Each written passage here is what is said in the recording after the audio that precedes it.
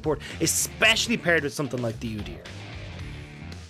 Yeah, Rell is insane. You can see 70% win rate right now. Like 50% of those games are crisp on FPX as well. But LvMao going to be going for that one for himself. Exceptionally strong support. I believe got buffed as well. Rell is just bonkers. Anyone that's not playing Rell, if you want to pick in solo queue that nobody really knows how to play against just yet and is insanely strong, pick up Rell. She's insanely good. The Gragas as well going to be locked in. Could go to Zoom. Could go anywhere, honestly. I will not try and figure it out. What's up for Suning, though? Yeah, I think it will be the top lane for Zoom on that Gragas. They're probably going to go for that last pick going towards the Udyr, and then they set themselves up super nicely for that top side of the map. And for Suning, I think you go towards a mid laner here. I was going to say the Azir, because you kind of just end up in a comfortable position no matter what. But it looks like instead they're very much focused on and Huanfeng, trying to just set up this Aphelios as this late game card. Yep, the Aphelios Thresh. It's kind of the standard that we see alongside Aphelios, is having that Thresh as the safety net for him. You've always got the Dark Passage to pull him out. And, well, JDG, they're being so clever here. They're gone, hey, you know what? Short range AD carry bot lane. Cool, we've got a Gragas who can play disengage. We're just going to go poke. So they're going to take this Lethality Varus. They're going to go for the poke. If Suning don't ban away the Azir here, they're actually trolling. Like, they are 100% trolling. Like, this game is done if JDG get their hands on Azir. All right, well, we'll have to wait and see. The Zoe was already banned, so that's one of those poke mages removed from the table at very least. JDG gonna ban the Jace here, so maybe looking... I mean, you'd expect Gragas to be top, right? So, I mean, there's a world where it could be Gragas jungle, I guess. But I guess Jace just has a good matchup into Gragas as well. Yeah, exactly. That's all they're trying to do, is just get a decent matchup for Zoom in this top lane, but also get rid of some of the top lane picks that can still facilitate this more long-range style. So they're just limiting the options here. So Suning ban away the Udyr. Honestly, I think with the Lilia band and the Udyr band, Kanavi will still be pretty okay. Like, there's enough opportunities here. Honestly, could even go towards something like Nidalee if he really wants to double down on this, but Nidalee not the best pick into Olaf. Either way, though, fits very well with what JDG are trying to go for. All right, well, the Gnar banned away. It's been one of the standard picks that we've seen going against the Gragas. I mean, it's just been a pick we've seen going against everything, honestly. It's been blindable. But over to Suning. Let's see if that Azir ban comes through that you mentioned. It's Kindred banned away instead. The Graves that we saw last game is maybe just going to be locked in, allowing that final pick. But Angel could go for the Azir himself. Angel is one of the best Azirs in the league. That's my big worry here, at least for the JDG draft, is that you just take these here as Angel and you're actually pretty okay. I like this Gangplank cover from Bin. He's kind of correctly identified, hey, look, they have the ability to just play at range, so at least this Gangplank, we can plunk down on top of these long-range carries, try and get this engage tool off. But if I'm an Angel here, I either take the Azir and just kind of laugh at them, or looks like he might actually go towards Twisted Fate and just try and double up in this long-range engage that can definitely set up against what JDG are going for. Still hovering, he's still undecided. It is going to be the Twisted Fate in the end, which means that Yagao gets to go for the same matchup once again. It worked out real well for him in the last game, and compositionally, the Azir fits just nicely. So Yagao likely to go for that one. I do just want to quickly mention that we've got the Gangplank for Bin. We talked about it before the games began. This is one of my favorite picks for Bin right now. He's one of my favorite Gangplanks in the entire LPL. He's so damn good on this pick, especially when he can find himself the flanks. If we get towards the late game, look at Bin. Watch this player, because he will pop off. Hey, look, Munchwills, I'm gonna let you finish, but JDG have the better draft here. Like, this is absolutely insane from JDG. Like, I love how this is going to operate, because they've got so much poke, so much long range to deal with Suning. And even if Twisted Fate does go in for this engage, right? You got a Gragas! Gragas just body bops him, or just throws that cask in his face. And you're like, cool, peace out. Or even he throws the cask at the rest of Suning that are trying to come in. And then you're just like, right, we kill the Twisted Fate, and then we just back away. We just use this range again. So honestly, if Suning are trying to actually make these plays and picks happen, it's going to be really, really difficult for them to go for. This is where they need to make sure they're on point with their side lane control. If they actually operate in towards a 1-3-1, maybe they can make this work, but I'm not convinced after seeing the way they tried to play around side lanes in the last game. I can't believe you just canyon me like that. I'm gonna have to make like T Swifty and shake it off. And you know what? Suning are gonna have to shake off game number 1 as well, because JDG looked pretty good game number 1. Suning, not so much. Trying to team fight with a pick composition against the front to back comp, not necessarily the greatest strategy in the history of the game. But going into game number 2, this Graves still somehow a priority for both of these teams, despite the 25% win rate. It's still just a priority. Kanavi going to be going with that one, but I'm keeping my eyes on Yagao. I'm keeping my eyes on Loken, who's going to go for this lethality Varus in the bottom lane. Huanfeng, that hyped up superstar carry for Suning, the guy that the whole of Worlds was about for this team, now against a composition that is entirely built to counter his pick. I'm actually, sorry, just completely rambling off topic. The Yagao still going lethal tempo baffles me here, especially when, like, you already saw that he's going this very poke style. He's not going for this like rapid attack speed with Nashor's Tooth. He's weird to not see him go for the Arcane Comet. I thought that was what we see again here, but yeah, he's just opting in towards the lethal tempo, providing all the attack speed he needs in these later portions. I will say, Dagda, your definition of off topic is a little weird, because we're being paid to talk about League of Legends right here, and your vision of off topic is let's just quickly hit on the mid lane runes. Yeah. You need to get out more if that's your off topic. Yeah. Look, this is why my Valentine's Day was a little bit unsuccessful, all right? It was like, hey, do you want to get a drink? I mean, can I just get a blue buff for a second? Or like, can we just work around this? The only thing I was drinking on Valentine's Day is the blood of my enemies. I'm pretty sure we were just playing League of Legends. But anyway, enough about the horrific events of Valentine's Day. Great question, because that buff's already gone. He's disappointed on that one. SofM's on Krugs. I don't think SofM saw him, though. So Kanavi is just going to take the chickens. This is kind of hilarious. Yeah, they got a ward there onto the chicken, so I think Kanavi was like, hey, look, SofM has probably started topside or is else going right into Krug, so he just steals them away, so real nice pathing coming through from Kanavi. That's such an SofM move, taking the chickens like that, and it's just happened to SofM. This is such a weird dichotomy that we're seeing. And now Kanavi gets to just go back, take his full clear, and meet SofM on the top side. Yeah, and this is something we actually see a lot of Lilia players do. They'll use that mid lane pressure to try and steal away some of these camps. But the funny thing is, like, as you can see, there's a ward there. Like, they spotted where Kanavi was going. So they knew he went over towards the opponent's side. But either way, nice job. Now, there is the potential here for SofM to maybe try and invade on towards Krugs with the pressure Bin has in top lane. But it's going to be pretty difficult to do. So I don't know if he really wants to go aggressive or if he'll just take the L instead.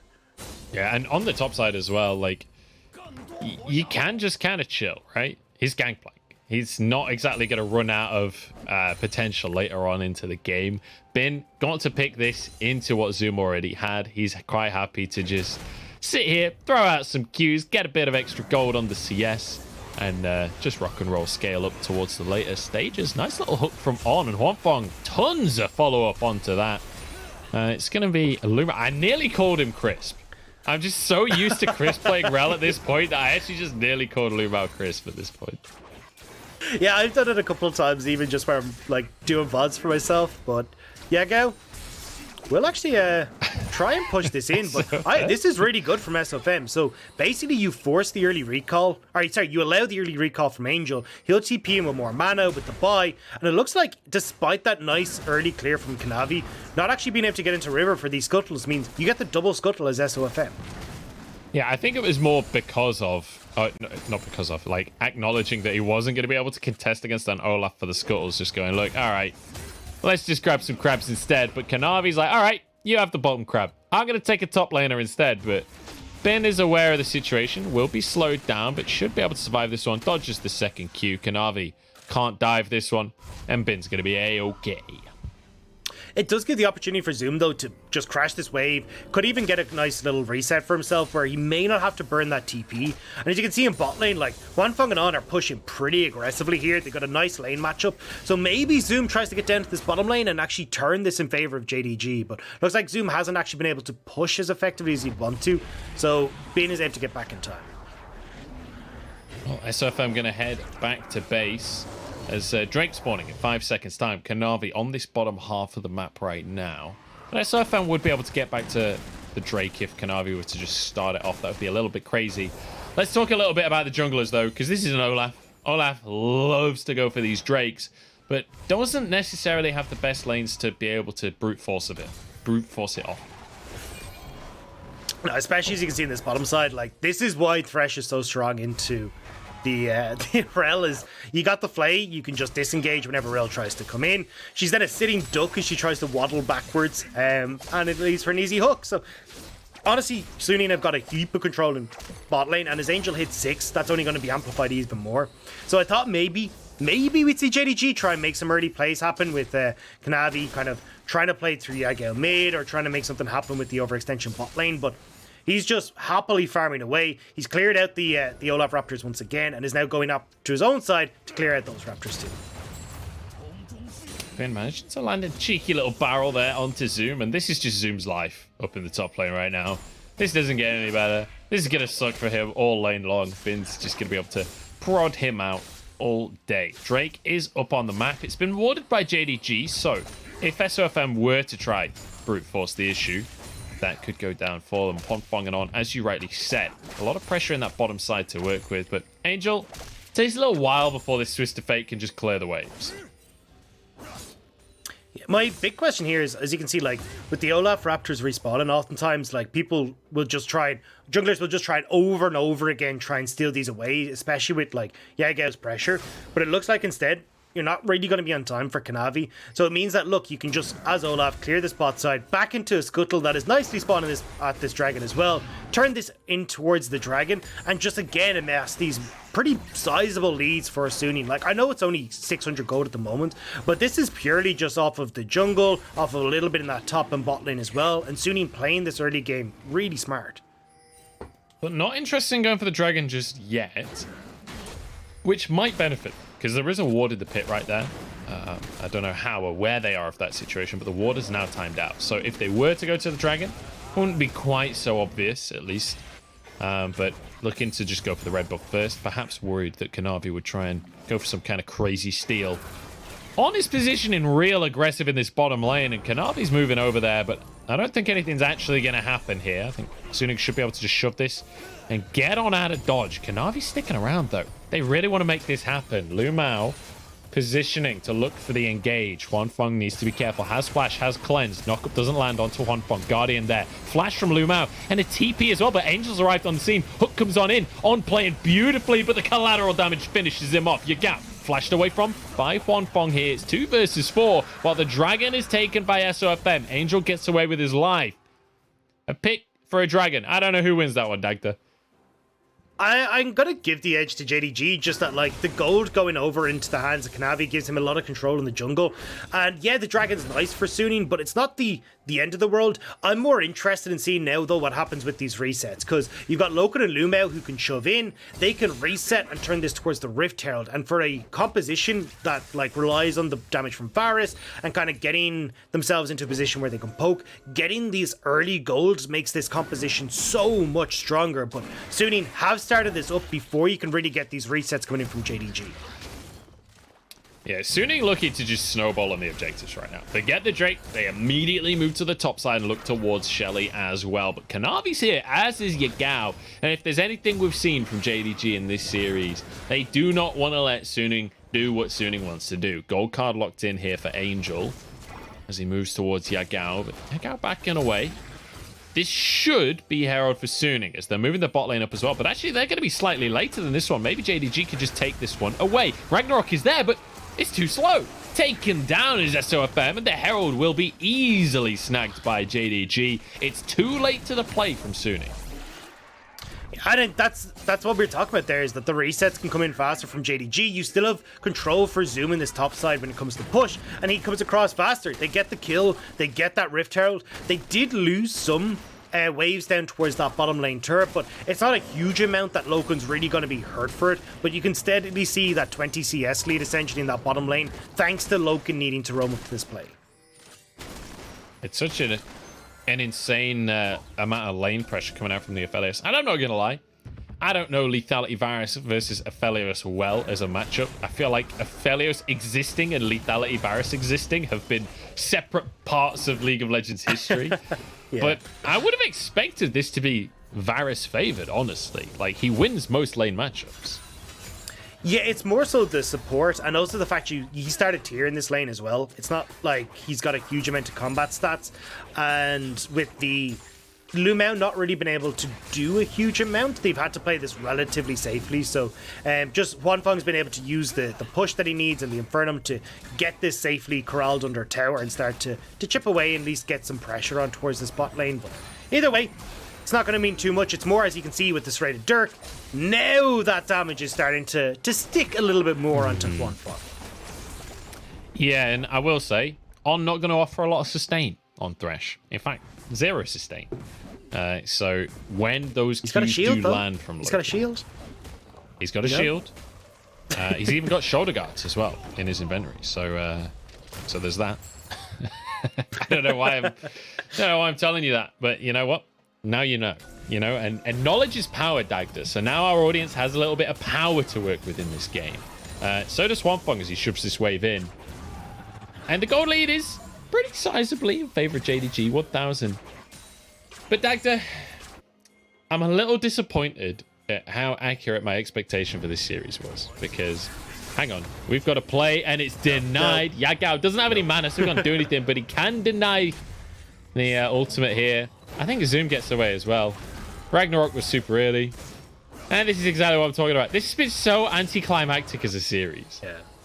But this is why, like, Azir is considered a good pick into Twisted Fate, right? You can just do things like this.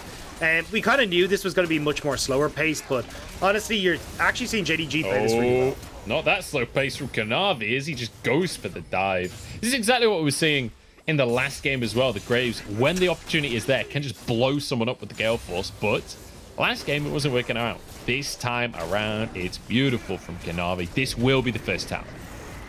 And it's not like Kanavi's going to teeter off. Like, this is the thing. Like, Graves can do Graves things like this when he's in a composition that allows it and when the opponents aren't going to play from range.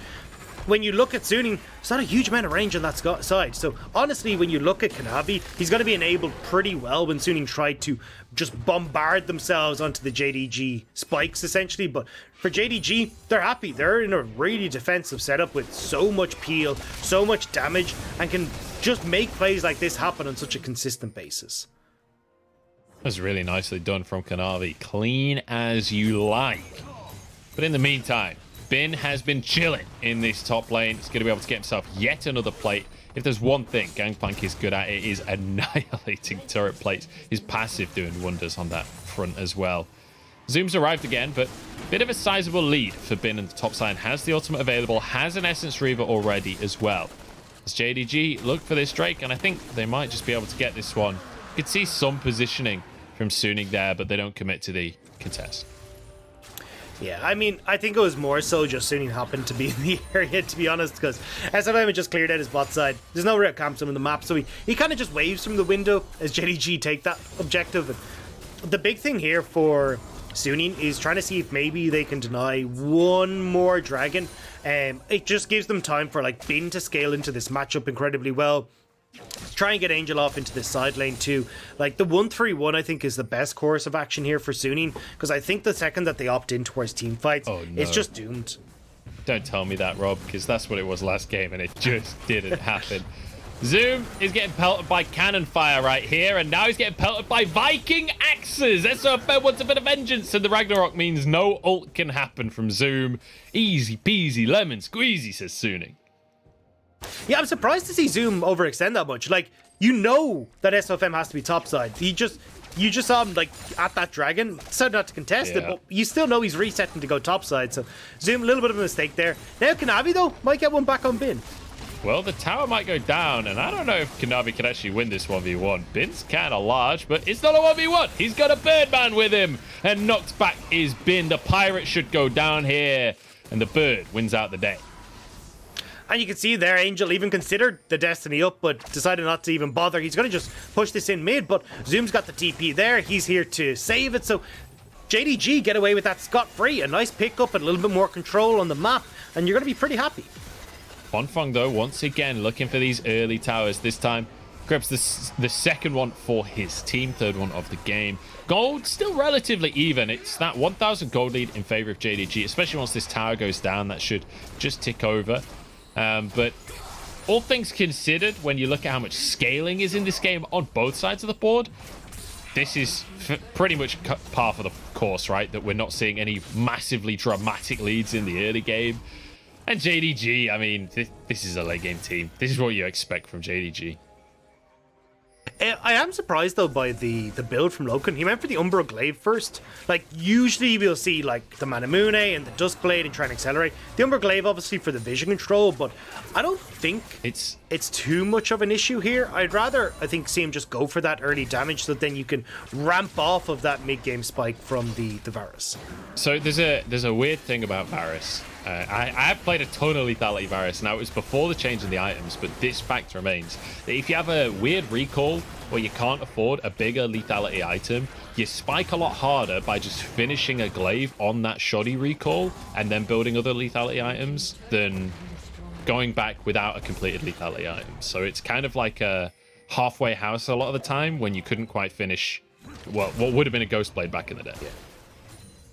They're going to get onto Bin and bot side, Bin's though. in trouble. Has his flash, but he doesn't get to move. Even with oranges, it was not okay. On gets knocked away. Gold card comes in onto LvMao as well, but I don't think there's anything Suning can do. JDG starting to feel themselves a little bit, starting to get proactive on the map. 3,000 gold lead as they look towards the bot lane tier 2. Kanavi's in the mid lane alongside Yagao here. With the Rift Herald for SofM, though, they could look to just crack open this tier 1 in the mid lane. Looks like he's not going to go for it, though. Doesn't have the support of his team, so doesn't want to try and fully commit and start to trade these structures. So, nice job from JDG to put pressure down and use the time that SofM committed to that Rift Herald. Bin has TP here. He's going to move into play. Everfrost going to keep Loken in place. And just what happened to Bin happens to Loken immediately after. SofM drops the Herald, as you say, in the mid lane. Can't quite finish the tower, though. But, hey, at least Bin got a little bit of vengeance for himself. Yeah, feels a little bit more vindicated there. The Dragon, though, in a 50 seconds is going to be where you need to get a little bit more vindication for Bin, because at this stage, if JDG is just allowed to start stacking up these Infernals Dragons, it's going to be messy time for Suning. And as Zoom forced the flash away from the Viking. I feel like SofM has a macro going on, where anytime any opponent appears on the screen, Ragnarok is enabled immediately. Like every single time he's walked within 10 meters of any opponent, Ragnarok is popped and he just tries to fight them immediately. It's basically not worked the entire game so far, but he's still quite happy to just slam the R key. And rightly so, because look at the cooldown on the left of your screen. Before I've even finished my sentence about it, it's halfway off cooldown already. I mean, it's a Valhalla sense, right? You just know that there's going to be fighting, and this is kind of an innate sense that SofM has. It's just like, yeah, there is someone around here that I can kill. We've seen it a couple of times now across his games, and that Valhalla sense just breathes through him. I don't think you know what Valhalla is. Valhalla's like heaven, dude. There's not that much fighting there. Yeah, but Valheim, it's a heaven. It's a heaven where you fight at all times, like now. Valheim is pretty action-packed. I don't know if you guys at home have been experiencing that, but JDG trying to stack up and become somewhat of a bone mass, whereas you're expecting Suning to be playing more of like the Elder kind of gameplay where they want to be at range. I'll take your word for it. Because I didn't even accurately describe the compositions, honestly. I just wanted to try and brute force that analogy in. That's how the best analogies work, where you just force them in. But it looks like JDG are going to get forced on top of here by Suning as well. Yeah, Zoom's in trouble. Will be locked up. TP comes on through and actually knocked away. But SofM, he's seen someone, so Ragnarok is there immediately. And they charge down. Zoom finishing off a kill. This is what we wanted from Suning. We want them to play side lanes, play for picks, and it's starting to work out. That's 2 picks in a row onto Zoom.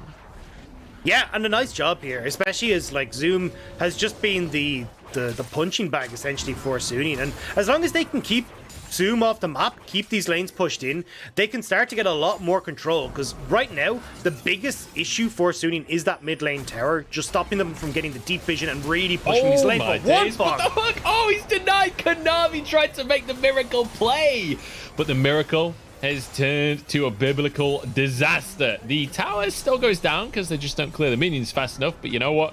Pick is going to be in favor of Sunni, and Baron is about to spawn. They do have Aphelios, but in goes Yagao, knocks them in and takes them down. 2 kills go the way of JDG and SofM. No Ragnarok this time, my friend. He's trying to finish off the bird, but the bird says no.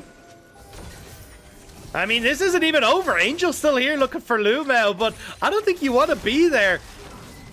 I think he's going to have to back away from this one. I don't know if JDG can do the Baron. Looks like the answer is yes, because the TP is being channeled. Kanavi is moving over from the base. Angel is in the scene, though. He's on the situation. I don't know what he can really do. He's got Bin moving over. Cannon Barrage about to come off a cooldown and immediately dropped onto the pit. Look at the low health bar. Splash in from Angel. Yagao gets into the pit, but the Baron is DPSing him right now. He's low. Barrels go in. Bin gets 1 kill for himself and moves into the pit. Angel and Bin against the world. Double kill for the Pirate. Now onto the Baron they go. And it's stolen by Angel. Soon it come out on top. The hook now slides into the plate as well. And Kanavi is taken out of the picture. LvMao chased down by Bin. And everything comes up for the Lions. JDG and throwing up Baron, name a better duo. That's the second game in a row now that JDG have tried to take this objective, and they've given it all away. LvMao is trying to run away on the horse, but there's nowhere to go. There's nowhere to hide. The Viking is on the way. Bin's trying to start a pub because he is just stacking up barrels right there. This is just not working out for him. And now into the mid lane they go. They got themselves the Baron, but importantly, they also got an ace off at the top of it. And Suning suddenly flipped this entire game onto its head off of the back of a bad Baron call by JDG. And it would have been okay if Kanavi had been there. Kanavi wasn't there for the entirety of that Baron take, and you can see just not having the DPS from this big Graves really hindered them in trying to solidify that. Fantastic job from Bin as well. I mean, when everyone's grouped up in the Baron like that, it's easy to get this ultimate down into the cast. Great setup from Angel as well to make sure that you can enable the Graves, or the Gangplank here. But you can see, look, Kanavi, he's only on the way across, and JDG are pretty much already dead. The AoE from the Baron, from the Barrows, from this Twisted Fate as well, were way too much for them to deal with. And I don't know what happened. Like, Kanavi had Smite. Like, he should have been able to just take that away, but instead, Angel's got the DPS and is able to secure the objective for Sunni. I don't know if you saw the crit that I saw from Bin there as well onto Loken. He gets the kill onto Angel, then just walks up to Loken, twats him with the sword and flashes out of the pit. It's just Loken's like left in horror. He's gonna be living through that moment for years to come. And we said Bin's Gangplank is something to be feared. He comes into this game with the Gangplank, the 2v5 play with him and Angel. This is the kind of play I wanted to see. This is the Bin I've been hyping up. And we haven't actually seen too much of him because he's just been steadily farming. Like, he's nearly 2 levels ahead of everyone else in this game. He's at level 15, the highest level regardless in this game, and he hurts. But so does Yagao. Yeah. SofM, for the 27th time in this series, overextends and gets absolutely wrecked for it. The Dragon might just be able to be burst out, though. I don't think Kanavi can get in here and go for the Smite Steal on. Going to try and zone away. Dragon down to 2,000, though. The rest of the team didn't help Huanfeng. He was the only one doing the Drake. If he'd had literally any help, that would have gone the way of Suning there. That is pretty disappointing to see, honestly. I feel like that should have been Suning's Drake. Yeah, 100% should have been Suning's Drake. And the fact that SofM was on top side farming JDG's jungle just told you where the priority was, and that's a major issue. Like, why SofM is up here, I do not understand. Like, when you see where the rest of Suning are clumped, this doesn't make any sense to me. He's just like, 1v3. I kind of like those odds. Yeah. You're going down, Loken charges under the tower. Oh. I mean, in fairness, Bin had the Cannon Barrage available as well. But you'd expect Bin to go for the Cannon Barrage first, right? You'd expect that to be the start of the play. I don't think that this was a coordinated play. I think this was SofM seeing an enemy and pressing Ragnarok the split second he's in range again. Yeah, I mean, look, sometimes it works, sometimes it looks great, and like other times, we get this. I don't know what I'm supposed to say. Dagda, last game we had like 18 kills in the entire game over the 40 minutes or something. This game we got 18 kills in 24 minutes. I'm okay with this. If SofM wants to kind of run it a little in the name of giving us action, I'm okay with that. I mean, JDG are going to be pretty okay with that as well, because they've now got themselves one dragon away from that soul point. They've got a big old Varus. They've got a massive Azir now as well, who's just finished that Void Staff. Like, this Azir is going to do so much damage. You can see JDG, they're feeling it. They're just pushing straight on us, onto Sunin, flexing at them, saying, come at me. What are you going to do? Oh no, Ragnarok having to be used because Loken managed to get the Chain of Corruption in. And just to reiterate what we said way back in the draft, what we were talking about earlier on, if JDG can just sit mid lane like this and keep Suning at arm's length, there's very little Suning can do about this. There's a lot of poke on the side of JDG, and it will become very difficult to deal with.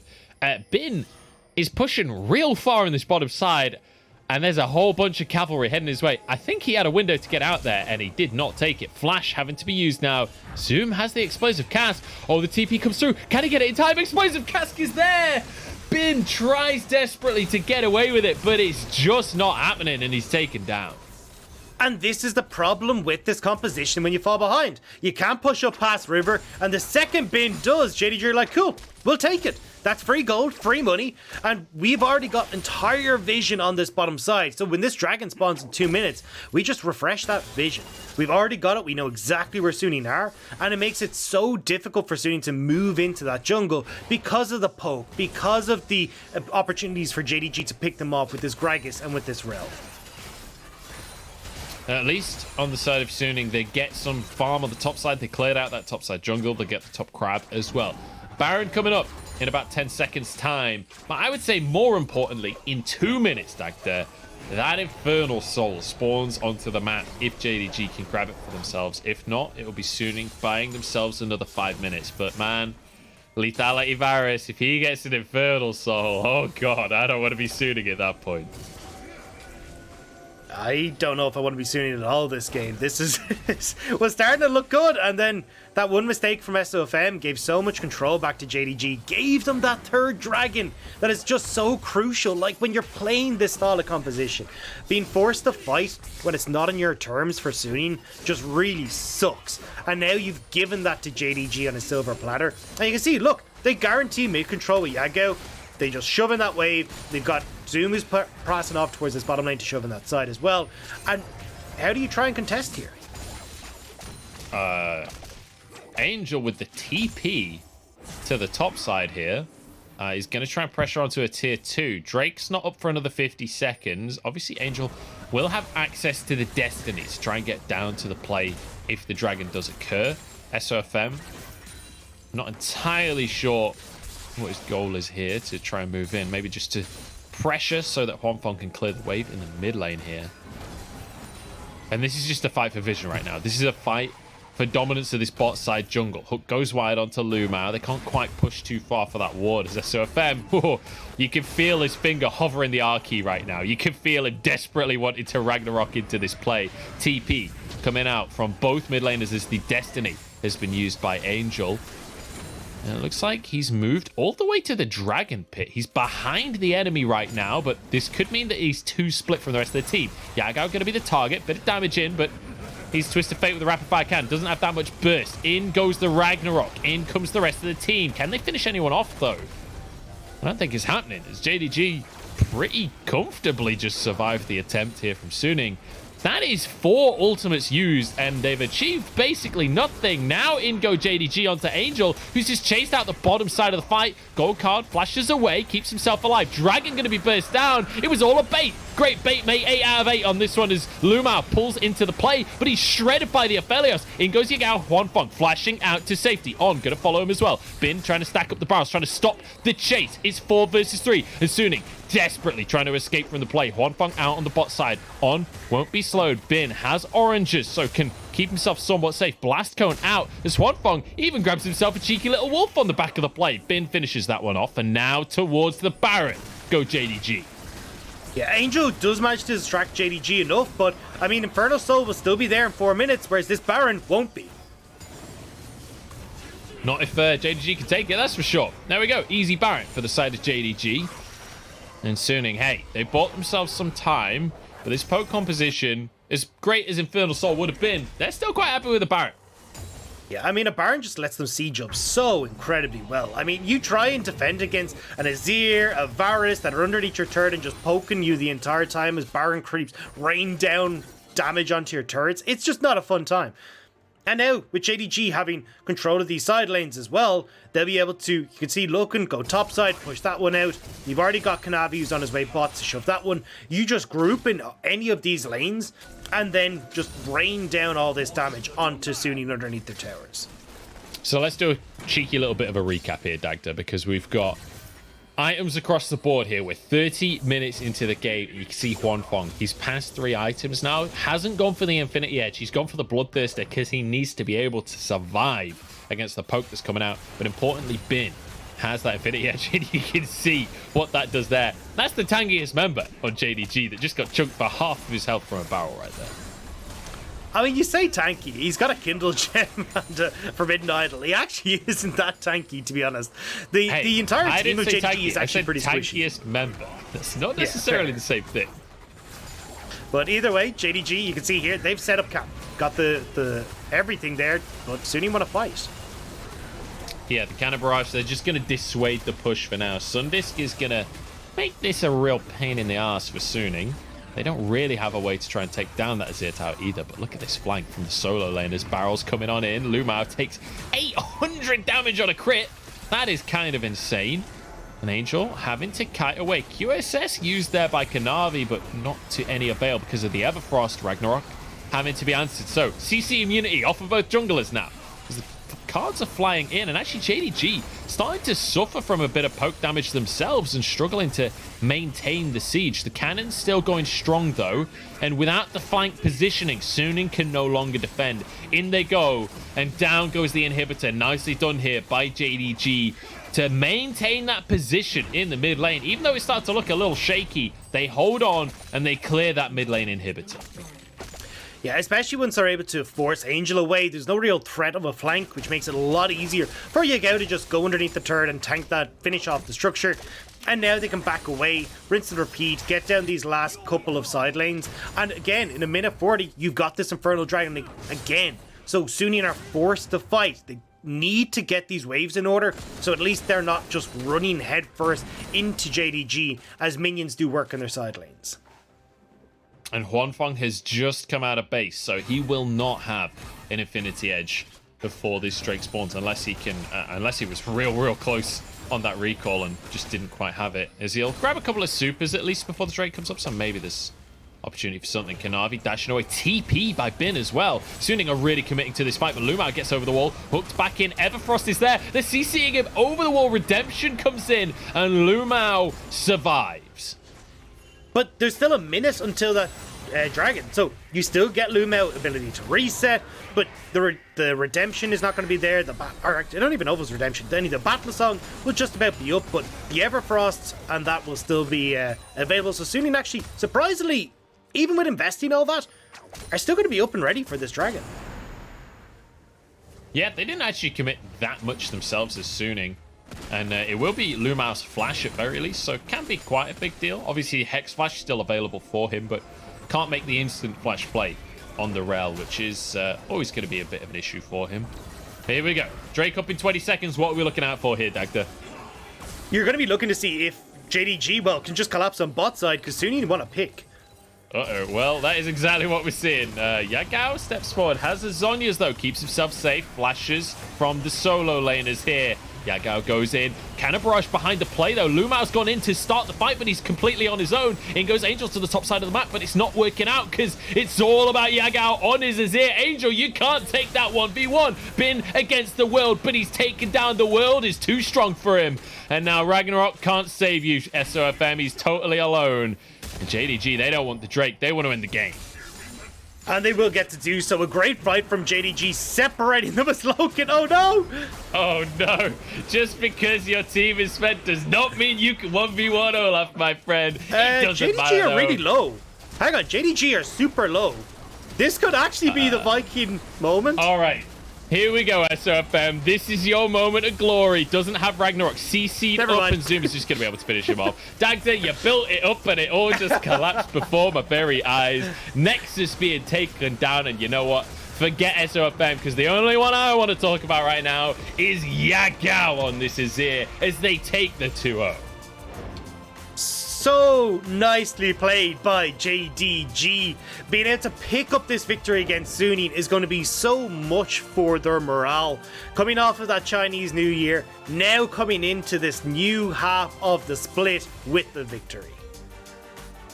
And you know, we were coming into this series saying both these teams a little indecisive, a little unsure on some of the plays that they were making. This felt a lot cleaner for JDG. Still work to be done. I'm not trying to say this is a perfect team.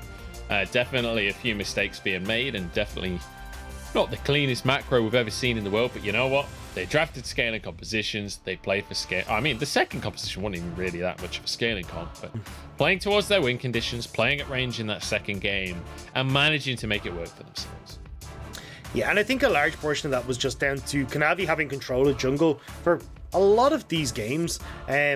You can see in the early stages, yeah, we got the double scuttle coming in for SofM, but certainly when it came towards like impacting the lanes, Kanavi getting in towards that top side, giving Zoom a bit of breathing room in that unfavorable matchup, meant that from Suning's perspective, they didn't have a huge amount of lanes that they could really play around.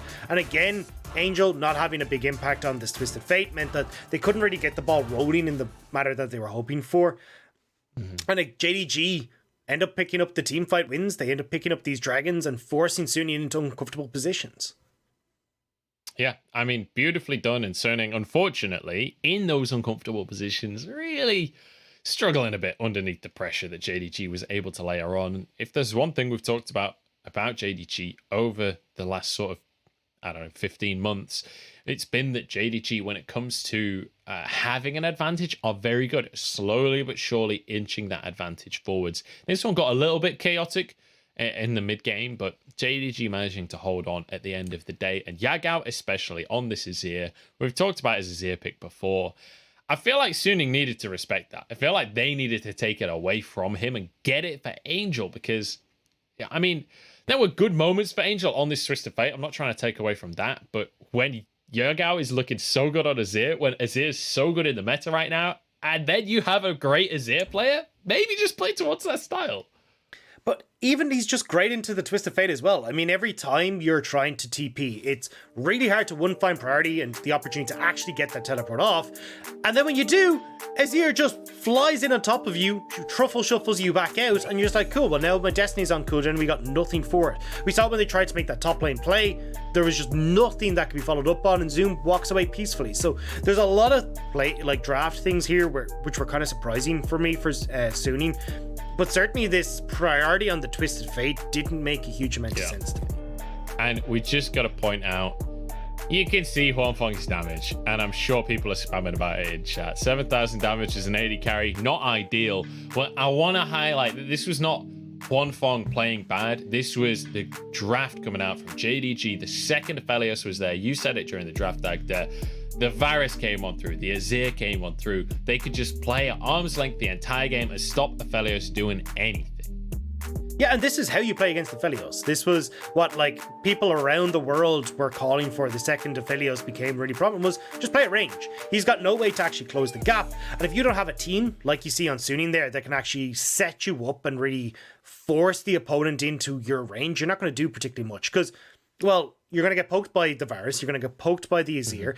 The second you try and get into range, well, it's Emperor's Divide, it's a Gragas cask, it's so much that you have to deal with here. So for Huanfeng to actually play the fight and play it safe was essentially impossible. And when you've got this 1-3-1 that's falling apart for Suning because SofM is into twice, well, what do you do? Yeah, SofM, as the supposed shot caller for this team at this point, that's what I've heard, is that he's the shot caller now. Maybe needs to play a little bit safer and focus more on what the team needs to do as a unit, because, I don't know, getting caught out like that in these kind of situations, especially as the jungler, like, that's the worst person to get caught out in most of these scenarios, because it's like usually around a neutral dragon as well. There was like 15 seconds until the dragon's up, and he's like, better 1v3 underneath the mid lane turret. It's like, oh god, SofM. But the problem is, like, it goes deeper than that, right? Because that was bad from SofM to go for that. And he almost turned it into a 1-for-1, but it's still not a good 1-for-1. But at the same time, that was the play where Huanfeng was on the dragon and literally just like 3 autos from Angel or from anyone that was also there that were like zoning the rest of the enemy away. Just walk over and get a Q in and maybe that dragon is yours. But they took so long taking it. And then the whole of JDG arrives and they get nothing off of the play. It's like they doubled down on the nothing that SofM achieved and added more nothing to it. Yeah, I think this series highlighted for me the issues that are there for Suning. The lack of any sort of proactive plays in the early stages, like even on a super proactive champion like the Twisted Fate in both games, they just didn't really get anything from it. SofM not playing towards Bin like we saw previously, especially when you've got like favorable matchups for Bin, like this Gangplank, you can set him up so well. Like you can play towards this Gangplank in the early stages, look for dives with this Twisted Fate, get this Gangplank so far ahead that the barrels that Bin was consecutively hitting just wipe out the team rather than getting them to like a third HP. Instead, though, we end up at SofM going for this clear, consistently, this very heavy farming style that means that the rest of Suning don't really get the help that they need. And then JDG, when they get to the later game team fights, have a better composition and honestly are just better team fighters as a whole anyway. So they're clearly going to win if you just let them go late game. Yeah, it was a rough one from Suning, and especially for Angel. We saw him trying a lot. Like, this was a better Twisted Fate performance than what we saw in game number 1. We saw him trying to get into these side lanes and pressure. But Yagao matching him every time. And when you're getting these huge lane leads that Yagao found, I think in that last game, he was like 50 to 70 CS up towards the end of the game. It's such a huge gap between the mid laners in terms of the items that they have and the damage they can do. I mean, we saw that last team fight had the perfect example, right? Where Angel is like, all right, I've got to try and stop Yagao. Goes in and just gets straight 1v1 by Yagao and just goes down. But that's the thing. He went for that Everfrost build, right? And I like this Everfrost build for the side lane, because you get like the 600 mana, which means you can play super effectively in the side lane. But the problem is that when you get to team fights, you're all utility. You don't have the damage that Rocket Belt offers. You don't even have the extra magic pen that comes with that mythic passive as well. So you're not a team fight carry. You're not going to be able to do it. You're about creating pressure on the side lane and using the utility that the Everfrost offers. But instead, it goes to the MVP goes across to Yagao, who had the far superior mid lane performance in this series. Big old mid diff right there as the Azir comes in and Yagao gets back-to-back MVPs in this series, and rightly so. And making an argument for maybe picking the Azir away from JDG, because that honestly, this Azir feels like it covered over a lot of the issues that we were seeing before the break for JDG, right? Just being able to infinitely scale up. Obviously, Yagao, an exceptional player on the Azir, can really utilize this pick to its full extent. So feels like the perfect pick for JDG right now and doing wonders in that game. And this is why I want to see more of the Azir. Like, it kind of just does it all, right? If you want to play team fights, cool, Azir is great. If you want to play this poke-oriented style, cool, Azir is fantastic. Disengage is there. And even when you look at just the laning phase as a whole, there's not really any mid laners right now that can go toe-to-toe with them, where you can push him out and get priority there. So honestly, Azir just does all better than most mid laners right now. So that's why we're seeing the priority and why I think we'll be seeing a lot more of it in the LPL.